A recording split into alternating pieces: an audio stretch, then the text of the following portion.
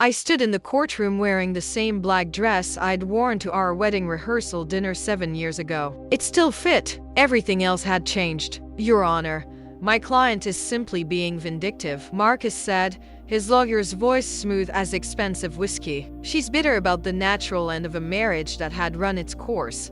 I watched Marcus lean back in his chair, that familiar smirk playing at the corner of his mouth. The same smirk he'd worn when he told me I was overreacting about the late nights. The same one from when he said I was paranoid about the perfume on his collar. He adjusted his Rolex, the one I'd saved for 3 months to buy him, and glanced at his lawyer with the easy confidence of a man who'd never lost anything he didn't choose to give away. Judge Patricia Hendricks looked up from the documents spread before her. She was in her late 50s, with silver hair pulled back in a neat bun and reading glasses perched on her nose. She'd been silent for most of the hearing, her face unreadable as stone. Bitter, she repeated, her voice flat. She removed her glasses slowly, folding them with deliberate care. Mr. Chen, did you just describe the plaintiff as bitter? Marcus's lawyer straightened. Your Honor, I simply meant I heard what you meant. Judge Hendricks turned her attention to me for the first time that morning. Her eyes were dark brown, sharp, and they seemed to look straight through the careful mask I'd been wearing for months. Mrs. Chen, how long were you married? 7 years, Your Honor. My voice came out steadier than I expected. And during those 7 years, what was your occupation? I felt Marcus shift in his seat beside his lawyer. We both knew where this was going, but he didn't know everything. He never had.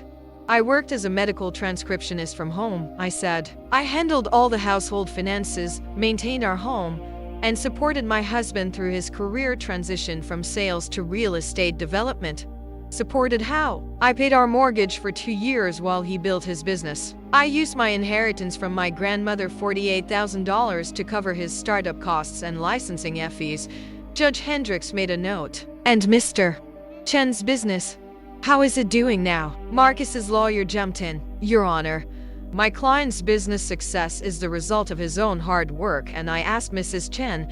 The judge's voice could have cut glass. I looked down at my hands, at the pale line where my wedding ring used to be. His company is valued at approximately $1.2 million. He has 3 properties in development and 2 completed projects that sold last year. And your current financial situation? I have $4,000 in my personal account. I've been living with my sister for the past 3 months. The courtroom was so quiet I could hear the clock on the wall ticking. Marcus cleared his throat, and I could feel his eyes on me, but I didn't look at him. I hadn't really looked at him since the day I came home early and found her perfume bottle on our bathroom counter. Not hidden, not even tucked away, just sitting there like it belonged. Judge Hendricks leaned forward. Mr. Chen, you're requesting that the marital home be sold and the proceeds split equally. Marcus's lawyer answered, Yes, Your Honor. It's the fairest solution for both parties to move forward. And the vehicle? The 2023 Mercedes SUV registered in Mr. Chen's name? My client purchased that vehicle with his business earnings, Your Honor. Mrs. Chen has her own car, a 2012 Honda Civic with 140,000 miles on it, I said quietly. I bought it before we got married. Judge Hendricks wrote something down, her pen scratching across the paper with sharp, angry strokes. The sound reminded me of the night I'd finally confronted Marcus, how he'd signed the separation papers with that same casual flourish he used for everything, like our marriage was just another contract that had expired. Mrs. Chen, do you have documentation of the financial support you provided during the marriage? Yes, Your Honor. I pulled out the folder I'd been holding against my chest like a shield. My hands shook slightly as I passed it to the bailiff. Bank statements, wire transfers, receipts for the business licensing fees, and the loan documents from my grandmother's inheritance. Marcus leaned over to whisper something to his lawyer, his face finally showing the first crack in that smooth confidence. His lawyer's expression shifted from bored efficiency to something closer to concern. The judge took her time reviewing the documents. The silence stretched out, broken only by the rustling of papers and the muffled sound of traffic from the street below. I focused on my breathing, counting each inhale and exhale the way my therapist had taught me. In for 4, hold for 4, out for 4. Mr. Chen, Judge Hendricks said finally, You sign a receipt acknowledging that the $48,000 from Mrs. Chen's inheritance was a loan to be repaid. Marcus's lawyer stood. Your Honor, that was a personal agreement between spouses. Not illegal, it's notarized. The judge interrupted. Dated 3 years ago. It clearly states the terms of repayment, including interest. She looked at Marcus directly. Did you repay this loan? Your Honor, we were married. What was mine was hers, and answer the question, Mr. Chen. No, his voice was tight. I didn't repay it, and the mortgage payments Mrs. Chen made for 2 years while you established your business. Do you dispute that she made those payments? No. But do you dispute that without those payments, you would have lost a house and been unable to launch your business? Marcus's jaw clenched. I could see the muscle twitching beneath his skin, the way it always did when he was angry but trying to hide it. I don't dispute the payments, Your Honor, but marriage is a partnership. We both contributed in different ways. Indeed. Judge Hendricks closed the folder and removed her glasses again. Mr. Chen, what was your contribution to the household during those 2 years? The question hung in the air like smoke. Marcus opened his mouth, closed it, looked at his lawyer. His lawyer looked at the papers in front of him as if they might contain an answer that wouldn't make things worse. I was building a business, Marcus said finally. I was working 16-hour days to create our future. With her money. With our money. Except it wasn't our money. Was it? It was her inheritance. Her grandmother's life savings, left specifically to her. Judge Hendricks leaned back in her chair. And now that the business you built with her money is successful, you want to walk away with everything while she's bitter. I felt something crack open in my chest, something I'd been holding closed for months. It wasn't satisfaction exactly, or vindication. It was more like the moment when you finally exhale after holding your breath underwater, that desperate gasp of air that hurts and heals at the same time. Marcus's lawyer tried again. Your Honor, with all due respect, the law is clear about marital assets. The law is also clear about fraud, Mr. Chen, and about unjust enrichment. Judge Hendricks put her glasses back on and began writing. Here's what's going to happen. Mrs. Chen, you're getting the house. The deed will be transferred entirely into your name. Your Honor, Marcus was on his feet. Sit down, Mr. Chen. The judge didn't even look up. You're also getting the Mercedes. Consider it partial repayment for the loan you never honored and the 2 years of mortgage payments that saved your business. I couldn't breathe. The courtroom seemed to tilt slightly, like the floor had become a ship's deck in rough water. Furthermore, Judge Hendricks continued, Mr. Chen will repay the $48,000 loan with the agreed-upon interest, which brings the total to approximately $62,000. You have 6 months to make payment in full. Your Honor. That's what he signed and agreed to. The judge's voice was sharp enough to draw blood. And Mr. Chen, if I ever hear you describe your ex-wife as bitter in my courtroom again, I'll hold you in contempt. This woman invested her inheritance, her time, and her trust in you. The fact that you're standing here trying to take the last thing she has left tells me everything I need to know about who's bitter. The gavel came down with a crack that echoed off the wood-paneled walls. I sat frozen in my chair as Marcus and his lawyer gathered their papers in furious silence. Marcus's face had gone red, that vein in his temple throbbing the way it did when he was truly angry. He turned to look at me finally, and I met his eyes for the first time in months. There was nothing left to say, nothing that would change what had happened or who we'd become to each other. I watched him walk out of the courtroom, his expensive shoes clicking against the tile floor, and I felt nothing, not triumph, not grief, not even relief. Just a vast empty space where 7 years of my life used to be. Mrs. Chen? Judge Hendricks' voice was softer now. Do you understand the ruling? Yes, Your Honor. I stood up, my legs unsteady. Thank you. She nodded once, a brief acknowledgement, and then she was already looking at the next file, the next case. The next person's broken life spread out in documents and testimony. I walked out of the courthouse into brilliant October sunshine. The air was crisp and cool, carrying the smell of fallen leaves and distant wood smoke. I stood on the steps for a long moment, letting the sun warm my face, and pulled out my phone. My sister answered on the first ring. How did it go? I got the house, I said. And his car. She was silent for a moment. Then, Holy shit. Yeah. Are you okay? I looked up at the sky, at the clouds moving slowly across that impossible blue. Was I okay? I didn't know. I had a house I'd have to learn to live in alone, full of memories I'd need to pack away or paint over. I had a car that would remind me every day of what I'd lost and what I'd won.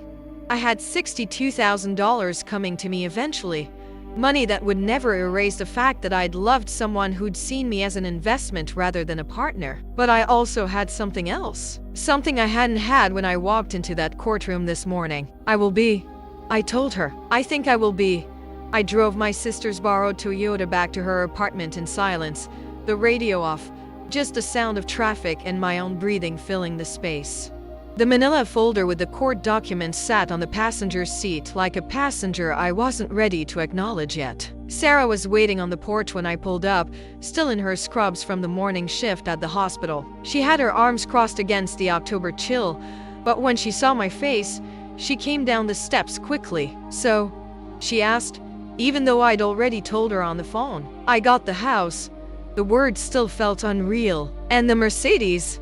And he has to repay the loan with interest. She pulled me into a hug that smelled like hospital antiseptic and the vanilla perfume she always wore underneath. I knew it. I knew that Judge would see through his bullshit. I let myself lean into her for a moment, feeling the tremor in my hands that I'd been suppressing since I walked out of the courthouse. He called me bitter Sarah, right there in front of the judge, like I was some jealous ex who couldn't let go. And the judge shut him down. She did.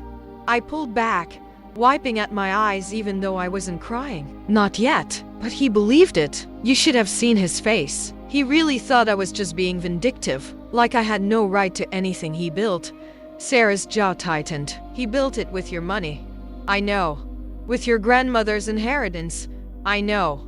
While you paid the mortgage and kept the lights on, and I know, Sarah. I said it more sharply than I meant to. I know all of it. I lived it. She was quiet for a moment, then nodded. Come inside. I made coffee. The apartment was small. A one-bedroom that Sarah had been renting since her divorce 3 years ago. I'd been sleeping on her couch for 3 months now, my clothes in garbage bags in her hall closet. My entire life condensed into what I could fit in the back of my ancient Honda Civic. The irony wasn't lost on me. 2 sisters, both divorced, both starting over. At least Sarah had finished starting over. She had her nursing career, her own space, her life rebuilt into something stable. I was still in the demolition phase. When can you move back into the house? Sarah asked, pouring coffee into 2 mismatched mugs. I don't know. Marcus has 30 days to move out. I wrapped my hands around the mug, letting the heat seep into my palms. I haven't been back there since I left. 3 months. 3 months, I repeated. The house we'd bought together 5 years ago, the one I'd chosen because of the big kitchen windows and the oak tree in the backyard. The one where I'd imagined raising children someday, hosting Thanksgiving dinners, growing old. I don't know if I can go back there, Sarah. Every room is going to remind me of what you lost, or what you survived. I looked at her. She was watching me with that steady nurse's gaze, the one that had seen people at their worst and their best and knew the difference. Both, I said finally. She sat down across from me at the small kitchen table. You know what Mom would say. Don't bring Mom into this. She'd say you're stronger than you think. She'd say you didn't come this far just to give up now. Mom also stayed with Dad for 30 years even though he cheated on her twice. The words came out bitter, and I hated the taste of them. Sorry, that wasn't fair. No, it wasn't. Sarah's voice was quiet, but it also wasn't wrong. We sat in silence, drinking our coffee. Outside, I could hear children playing in the apartment complex courtyard, their voices high and bright with the kind of joy that doesn't know yet how complicated everything becomes. My phone buzzed, a text from an unknown number. This isn't over. I showed it to Sarah. She read it, her expression darkening. Marcus? Probably. You should document that. Show it to your lawyer. He's not going to do anything. He's just angry. But even as I said it, I felt a cold thread of unease wind through my chest. Marcus didn't lose well. He never had. When his first business venture failed, he'd spent months blaming everyone but himself, his partner, the market, the economy. He'd punched a hole in our bedroom wall and then acted like I was overreacting when I flinched every time he raised his voice after that. Still, Sarah said, document it. I took a screenshot and forwarded it to my lawyer, then blocked the number. It felt like a small act of defiance, like closing a door I should have closed months ago. I need to see the house, I said suddenly. Before he moves out, I need to see what he's done to it. Sarah raised an eyebrow. You think he's trashed it? I think he's angry enough to try. I stood up, my coffee only half finished. Can I borrow your car? Now. She studied me for a long moment, then sighed and grabbed her keys from the hook by the door. I'm coming with you, Sarah, I'm coming with you. She repeated, in that tone that meant arguing would be pointless. You're not going there alone. The drive across town took 20 minutes. I watched familiar streets slide past the window, the coffee shop where Marcus and I used to get breakfast on Sundays, the park where we'd walked our neighbor's dog when they went on vacation, the grocery store where I'd carefully budgeted every purchase while he spent freely on business lunches and client dinners. Our house sat at the end of a quiet cul-de-sac, a modest two-story with blue-gray siding and white trim. The oak tree in the front yard had turned brilliant orange, leaves scattered across the lawn that no one had raked. Marcus's Mercedes, my Mercedes now, I reminded myself, sat in the driveway, gleaming black and expensive. His car's here, Sarah said. I can see that. Do you still want to do this? I looked at the house, at the windows I'd washed and the porch I'd swept and the door I'd painted a cheerful red because I'd read somewhere that red doors meant welcome. My hands were shaking again. Yes, I said. I want to do this. We walked up the driveway together, our footsteps loud in the quiet afternoon. I still had my key. Marcus had never asked for it back, probably because he assumed I'd never have the nerve to use it. I slid it into the lock, and the door opened with the same soft click it always had. The house was dim inside, curtains drawn against the afternoon light. It smelled different, stale coffee and something else, something sharp and chemical. Paint? Maybe. Or cleaning solution. Hello? I called out, my voice echoing in the entryway. No answer. Sarah stayed close behind me as I moved through the first floor. The living room looked the same, our furniture, our books on the shelves, our wedding photos still hanging on the wall. I stopped in front of it, looking at the two people smiling back at me. I'd been 26, wearing my grandmother's pearls and a dress I'd found on sale. Marcus had been 28, handsome in his rented tux, his arm around my waist like he'd never let go. We looked happy, I said softly. You were happy, Sarah replied. Then, I moved into the kitchen. Dishes were piled in the sink, takeout containers on the counter. The big windows I'd loved were streaked with grime, the afternoon light filtering through in dirty yellow streaks. The kitchen table where we'd eaten dinner every night, where I'd paid bills and he'd sketched business plans, was covered in papers and empty beer bottles. He's living like a bachelor, Sarah observed. He's a bachelor. I opened the refrigerator, mostly empty except for beer, old Chinese food, and a bottle of champagne. The expensive kind. The kind we used to save for special occasions. He was celebrating. Celebrating what? The divorce, probably. His freedom. I closed the refrigerator harder than necessary. Let's check upstairs. The stairs creaked under our feet. The same creak that used to wake Marcus when I came home late from my transcription deadlines. Our bedroom door was closed. I put my hand on the knob and hesitated. You don't have to, Sarah said quietly. But I did. I needed to see it. Needed to know what he'd done with the space we'd shared for 7 years. I opened the door. The bed was unmade, sheets tangled and dirty. Clothes were scattered across the floor, his clothes and others, smaller, feminine. A woman's jacket hung on the back of the door. Perfume bottles lined the dresser, the same dresser where I used to keep my jewelry and my grandmother's letters. Oh, honey, Sarah breathed. I walked to the dresser and picked up one of the perfume bottles. The same brand I'd smelled on his collar. The same scent that had been on our bathroom counter the day I came home early. She'd been here, living here, sleeping in our bed, using our bathroom, probably laughing about the bitter ex-wife who'd been stupid enough to pay for everything while he built his empire. Something inside me went very cold and very still. I set the perfume bottle down carefully and opened the top dresser drawer. Empty. He'd cleared up my things, probably thrown them away or donated them. 7 years of my life. condensed and discarded. The closet was the same. His clothes on one side, her clothes on the other. My side was empty except for a single hanger holding the dress I'd worn to our wedding rehearsal dinner. The black one I'd worn to court today. He'd kept it. For some reason. A trophy, maybe. Or a reminder. I took the dress off the hanger and folded it carefully over my arm. "Let's go," I said. "That's it?" Sarah looked around the room. "You're not going to, I don't know, trash the place? Key his car? Something?" "No." I walked past her, back down the stairs, through the kitchen and living room and out the front door into the clean October air. "I'm not going to do anything." But he's already lost, Sarah. I unlocked my sister's car and got in, laying the black dress carefully across the back seat. He just doesn't know it yet. We drove back to Sarah's apartment in silence. The sun was setting now, painting the sky in shades of orange and pink that reminded me of the oak tree in my front yard. My front yard. My house. My life. Waiting for me to come back and reclaim it. When we pulled into the parking lot, I finally spoke. "I'm going to paint every room." "What?" "The house. When he moves out, I'm going to paint every single room a different color. I'm going to rip up the carpet and refinish the floors. I'm going to plant a garden in the backyard and get a dog and fill that house with so much life that there's no room left for ghosts." Sarah smiled. The first real smile I'd seen from her all day. Yeah.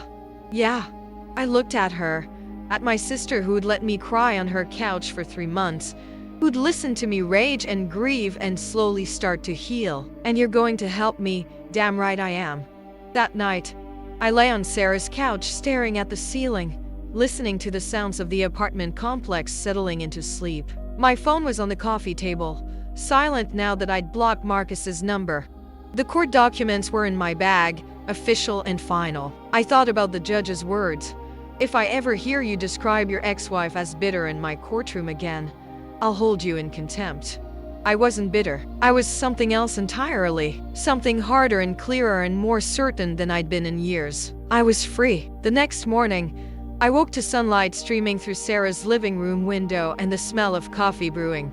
My neck was stiff from the couch, and for a moment I forgot where I was. Then it all came rushing back: the courtroom, the judge's words, the house with someone else's perfume on the dresser. Sarah appeared in the doorway, already dressed for her shift. "You were talking in your sleep. What did I say?" "Something about paint colors." She smiled. "You're really going to do it, aren't you? Redo the whole house?" I sat up, pushing the blanket aside. "I have to. I can't live there the way it is." "When does Marcus have to be out?" 30 days from yesterday." I reached for my phone on the coffee table. 3 missed calls from my lawyer and a text. "Call me when you can. Important." My stomach dropped. "Sarah, I need to make a call." She nodded and disappeared into her bedroom to give me privacy. I dialed my lawyer's number with shaking hands. "Catherine, thank God." Linda Marsh answered on the first ring. She was a family law attorney Sarah had recommended. A woman in her 40s with short gray hair and the kind of sharp intelligence that made you feel safer just being in the same room. "I've been trying to reach you." I saw. "What's wrong?" "Marcus filed an emergency appeal last night. He's claiming the judge was biased and that the ruling was unjust." The coffee I'd been about to drink turned to acid in my stomach. "Can he do that?" "He can file it. Whether it goes anywhere is another matter." Linda's voice was calm, professional. "Catherine, I need you to stay calm. This is a common tactic when someone doesn't like a ruling. It doesn't mean he's not going to let this go, is he?" I stood up, pacing the small living room. "He's going to fight me on everything." "Probably. But here's what you need to understand: Judge Hendricks's ruling was sound. She had documentation. She had evidence of the loan. She had proof of your financial contributions. An appeals court isn't going to overturn that without substantial cause. But they might." Linda was quiet for a moment. "They might, but it's unlikely. What's more likely is that Marcus is trying to intimidate you into settling for less. He wants you scared enough to negotiate."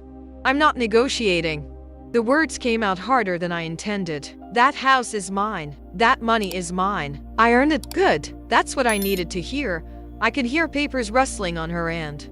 "There's something else. Marcus's lawyer contacted me this morning. They want to meet." For what? They're calling it a good faith discussion to avoid prolonged litigation, which is lawyers speak for let's make a deal before this gets expensive. I thought about the text message yesterday. This isn't over. About the perfume bottles on my dresser and the woman's clothes in my closet. About 7 years of my life reduced to a negotiation. What do you think I should do? I think you should hear what they have to say. But Catherine and I need you to really hear me on this. You don't have to agree to anything. This meeting is information gathering. You listen, you stay calm, and you let me do the talking. When? Tomorrow afternoon, 2 o'clock at my office. I close my eyes, feeling the weight of it settle over me like a heavy coat. Okay, I'll be there.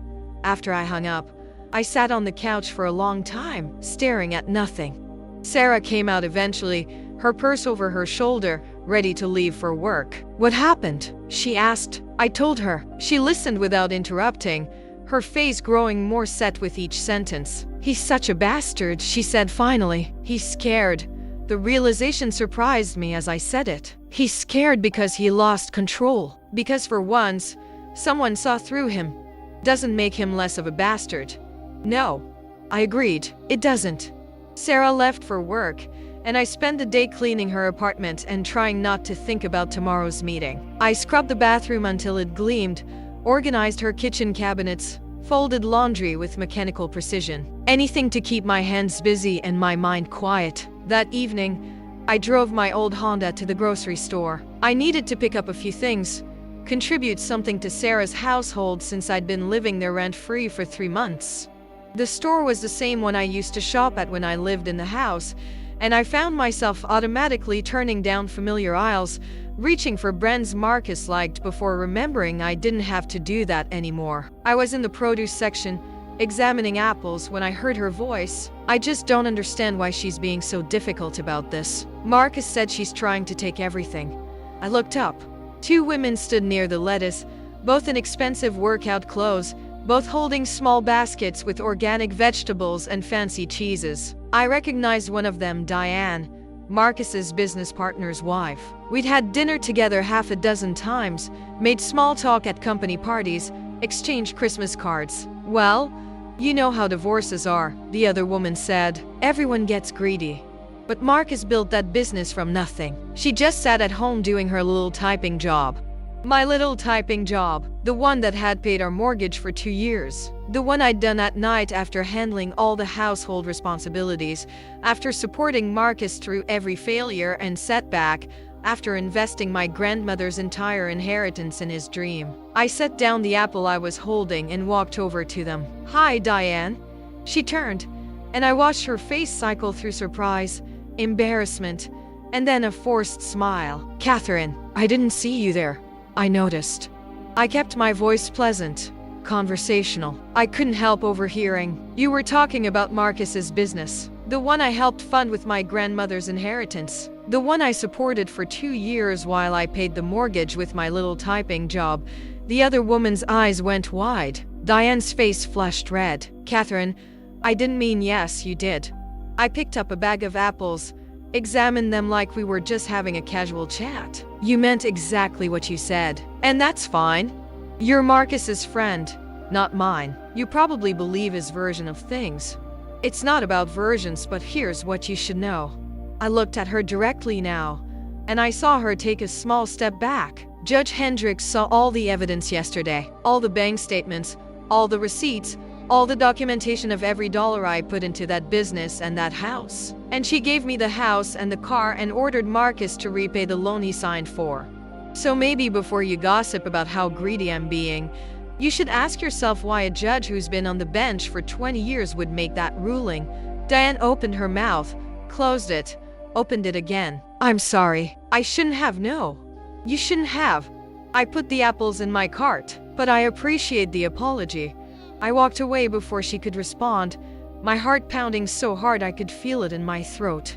My hands were shaking again as I pushed my cart toward the checkout, but this time it wasn't from fear or grief. It was something else, something that felt almost like power. I paid for my groceries and drove back to Sarah's apartment in the gathering dusk. The October air was getting colder now, the first real bite of winter coming. I thought about the house, about the oak tree losing its leaves, about the empty closet and the woman's perfume in the bed I'd never sleep in again.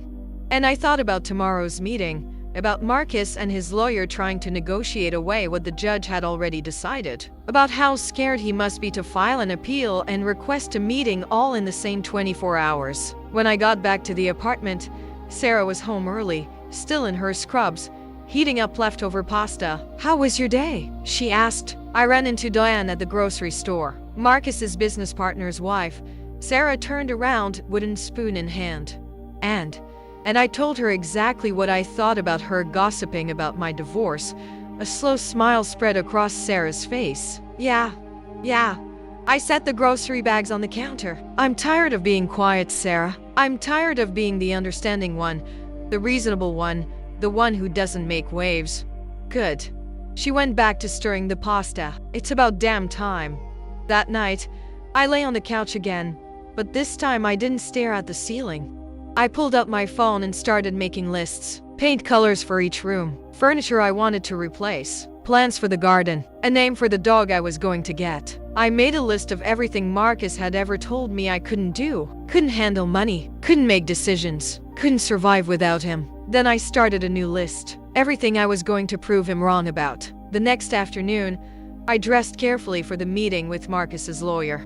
Not the black dress from court that felt like armor I didn't need anymore. Instead, I wore gray slacks and a blue sweater, simple and professional. I pulled my hair back in a neat ponytail and put on the pearl earrings my grandmother had given me. Linda's office was in a modern building downtown, all glass and steel and expensive art on the walls. Her assistant showed me to a conference room where Linda was already waiting, papers spread out on the table in front of her. "How are you feeling?" she asked. "Nervous, angry, ready." I sat down across from her. "What do you think they're going to offer?" "My guess? They'll offer you the house if you waive the loan repayment and let Marcus keep the Mercedes. That's not what the judge ordered." "No, it's not. But they're going to frame it as a compromise, as you being reasonable and avoiding a long, expensive appeals process. And if I say no?" Linda smiled. "Then we go to appeals court and win." Because Judge Hendricks's ruling was legally sound and backed by documentation, there was a knock on the door. Linda's assistant opened it, and Marcus walked in with his lawyer, a man named Robert Chen, no relation, despite the shared last name. Robert was in his 50s, with silver hair and an expensive suit. Marcus wore jeans and a button-down shirt, casual in a way that was probably calculated to seem non-threatening. He didn't look at me. "Thank you for meeting with us," Robert said, settling into a chair across the table. "We appreciate your willingness to discuss this matter outside of court. Let's be clear," Linda said. "We're here to listen, not to negotiate away a ruling that's already been made." Robert nodded smoothly. "Of course. We simply thought it might be beneficial for both parties to find a resolution that avoids the time and expense of an appeals process." "What are you proposing?" I asked. My voice came out steadier than I felt. Marcus finally looked at me. His eyes were tired, with dark circles underneath that I'd never seen before. "Catherine, I don't want to fight with you." "Then don't," I said simply. "The judge's ruling was harsh. You have to admit that." "I don't have to admit anything." Robert cleared his throat. "What my client means is that perhaps there's room for compromise. Mr. Chen is willing to transfer the house to you free and clear, and to pay half of the loan amount, $31,000, if you'll waive the remaining balance and allow him to keep the Mercedes." I looked at Linda. She raised an eyebrow slightly. A silent question. "What do you want to do?" I turned back to Marcus. "Why would I agree to that?" "Because an appeal could take months," Robert said. "Maybe longer. And there's no guarantee the ruling will stand." "There's also no guarantee it won't," Linda countered. "Catherine." Marcus leaned forward, and I saw a flash of the man I'd married, the one who'd been charming and persuasive and so sure of himself. "Please, be reasonable. You're getting the house. That's worth more than the car. The house I paid the mortgage on for 2 years while you built your business. Our business. Your business. Built with my money." I folded my hands on the table, feeling that cold, clear certainty settle over me again. "The judge saw all the evidence, Marcus. She saw the notarized loan agreement you signed. She saw the bank statements showing I paid the mortgage. She saw everything. and she made her ruling based on the law. She was biased, she was fair. I cut him off, my voice sharp. And you know it. You're just angry because for once, you didn't get everything you wanted. The conference room went silent. Marcus's jaw clenched, that familiar muscle twitching. Robert shuffled his papers uncomfortably. So that's it? Marcus said finally. You're just going to take everything? I'm going to take what the judge said I'm entitled to. What I earned, what I paid for. I stood up, and Linda stood with me. We're done here. Catherine, we're done. I repeated. I looked at him directly, at the man I'd loved for 7 years, and felt nothing but a vast, empty distance. You have 30 days to move out of my house. After that, if you're not gone, I'll have the sheriff remove you. I walked out of the conference room with Linda beside me, leaving Marcus and his lawyer sitting at the table. We didn't speak until we were in the elevator, doors closed, descending toward the lobby. That was perfect, Linda said quietly. Was it? My hands were shaking again, adrenaline flooding my system. You stood your ground. You didn't let him manipulate you. You didn't let him make you feel guilty for taking what's yours. She smiled. Yeah, it was perfect. When I got back to Sarah's apartment, she was waiting with a bottle of wine and 2 glasses. How did it go? She asked. I said no, I took the glass she offered me. He wanted me to give up half the loan repayment and the car. I said no, hell yes.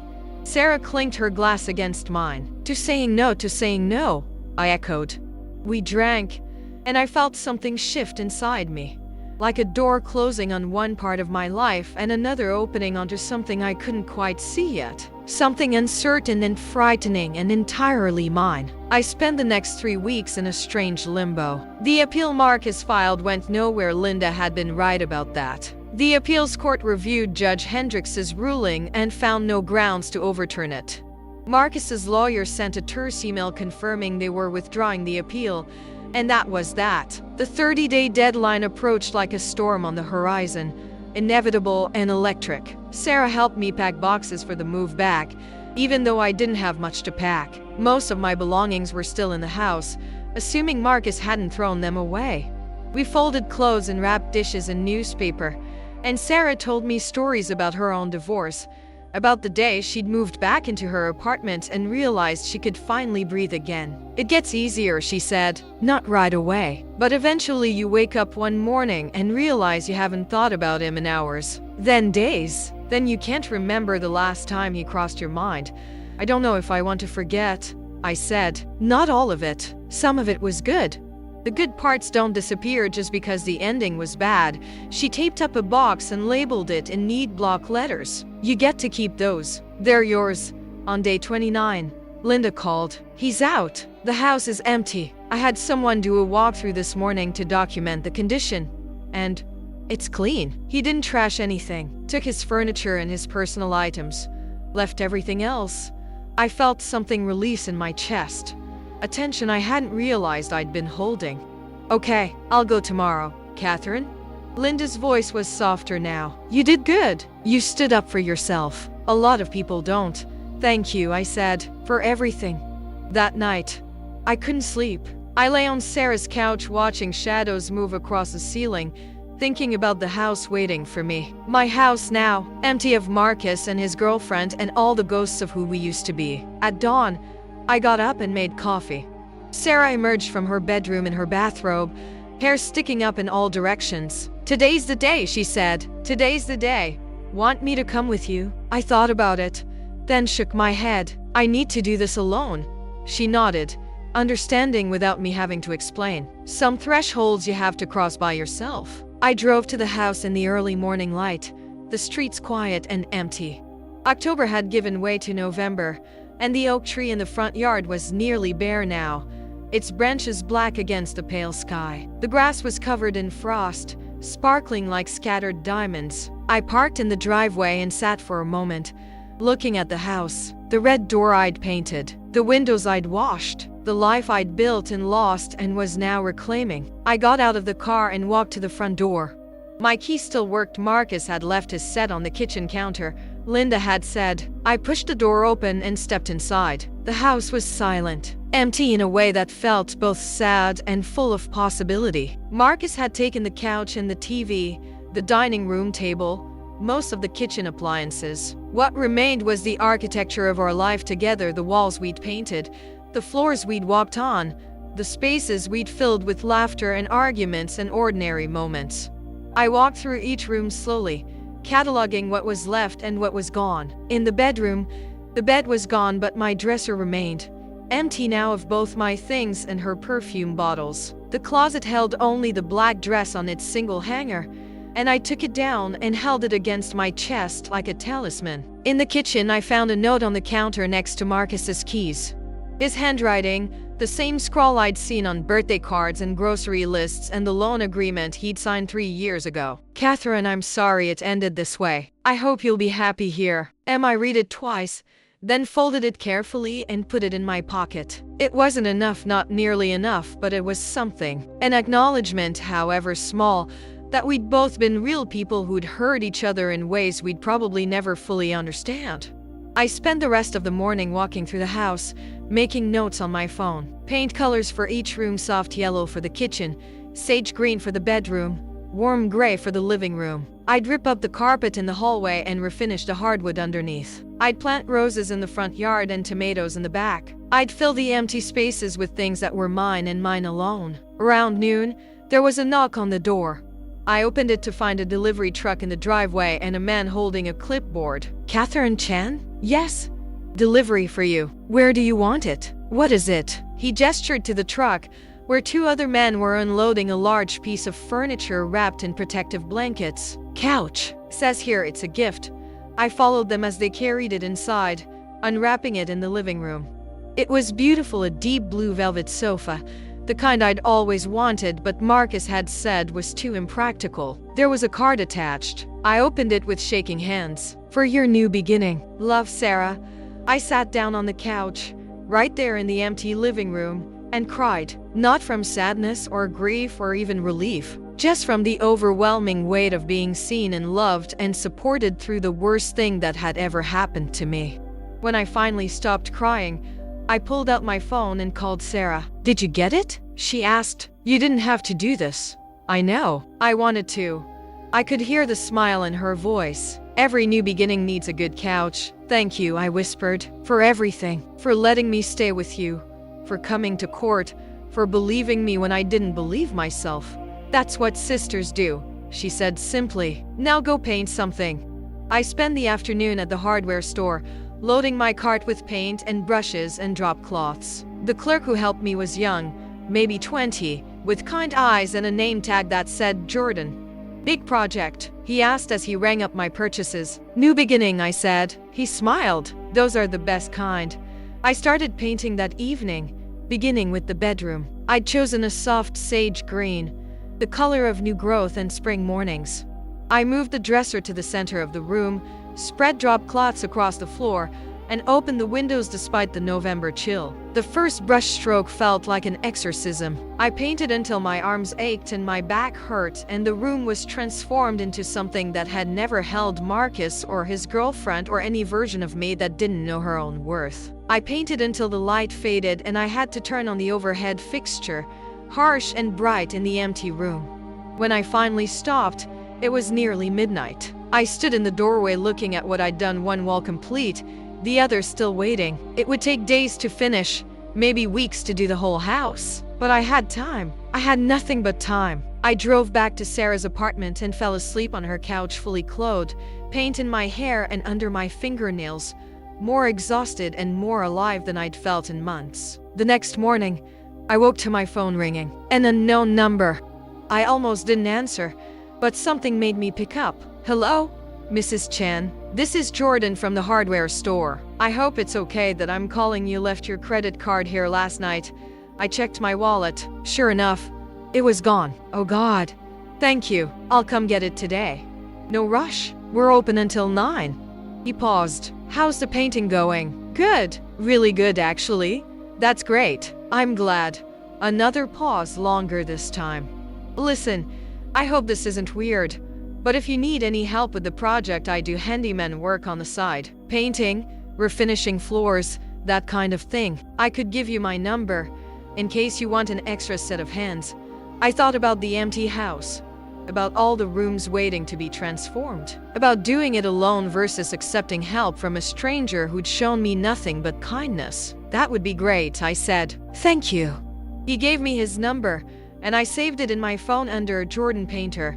After we hung up, I lay on the couch for a while, thinking about how strange it was that life kept moving forward even when you felt like you were standing still. How people kept showing up with couches and phone calls and offers of help, building a net beneath you that you didn't even know you needed. I spent the next 2 weeks painting and cleaning and slowly moving my things back into the house.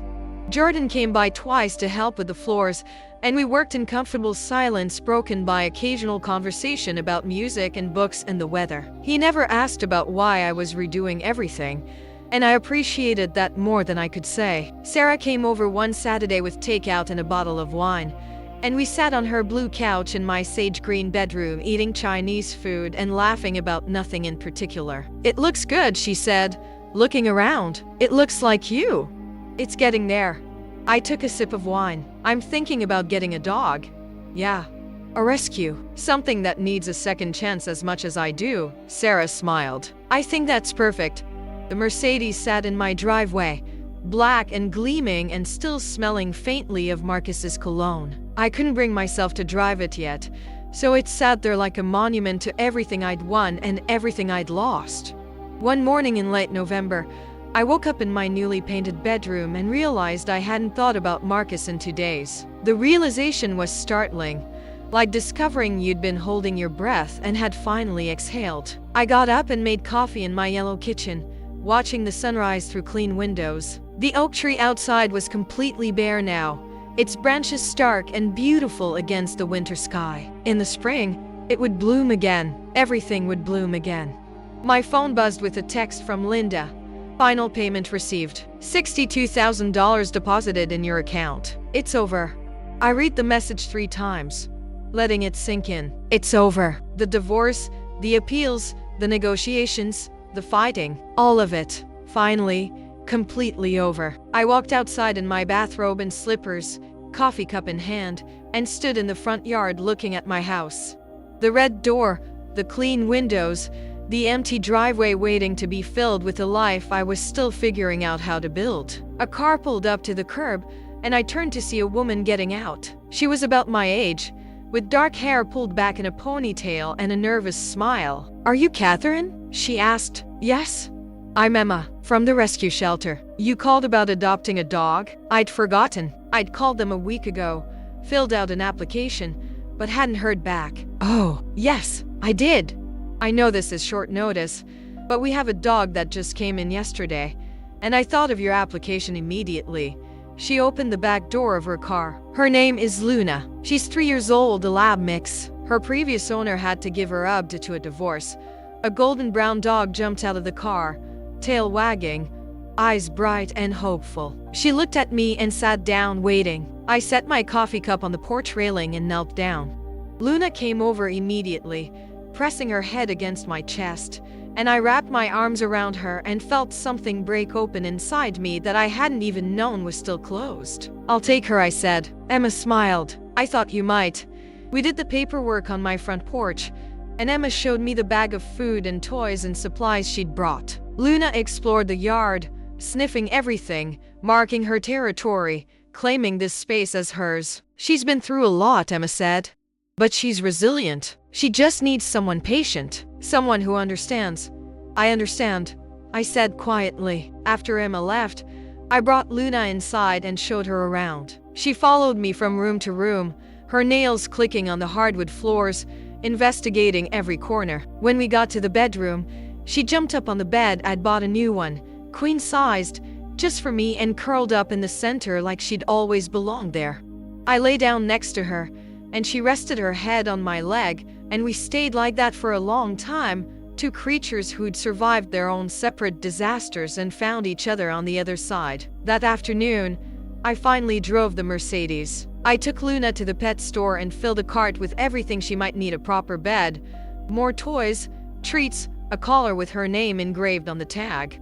The car handled beautifully, smooth and powerful, and I felt a strange sense of satisfaction driving it. Not because it was expensive or because I'd taken it from Marcus, but because it represented something I'd fought for and won. At the checkout, the total came to $300. I pulled out my credit card without hesitation, without calculating whether I could afford it, without the anxiety that had followed every purchase for years.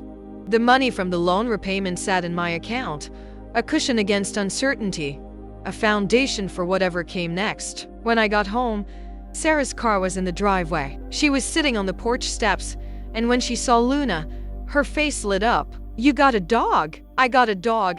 I let Luna out, and she immediately went to Sarah, tail wagging furiously. "Her name is Luna. She's perfect." Sarah scratched behind Luna's ears, and the dog leaned into her hand with obvious joy. "How are you doing?" "Really?" I thought about the question. How was I doing? I was living in a house that was slowly becoming mine, sleeping in a bed I'd chosen, painting walls colors I liked. I had a dog who needed me and a sister who loved me and a bank account that would keep me stable while I figured out what came next. I had scars and memories and moments of grief that still caught me off guard, but I also had something else. I had myself back. "I'm doing okay," I said. "I think I'm going to be okay." Sarah smiled. "Yeah, I think you're too." We went inside, and I made dinner while Sarah played with Luna in the living room. Through the kitchen window, I could see the oak tree in the backyard, bare branches reaching toward the darkening sky. In a few months, it would bloom. In a few months, everything would be different again. But for now, this was enough. This moment, this house, this life I was building one painted wall and one small decision at a time. After dinner, Sarah left, and I sat on the blue couch with Luna curled up beside me. I pulled out my phone and looked at the last text Marcus had sent before I blocked his number. This isn't over. But it was over. The fighting, the bitterness, the endless loop of hurt and anger and regret. It was over, and I was still here, still standing, still capable of joy and hope and new beginnings. I deleted the text and put my phone away. Luna stirred in her sleep, making small sounds, probably dreaming. I rested my hand on her warm fur and looked around my living room, the sage-green walls visible through the doorway, the clean windows, the empty spaces waiting to be filled. Outside, the first snow of winter began to fall, soft and silent, covering everything in white. I watched it through the window, watched it transform the familiar landscape into something new and clean and full of possibility.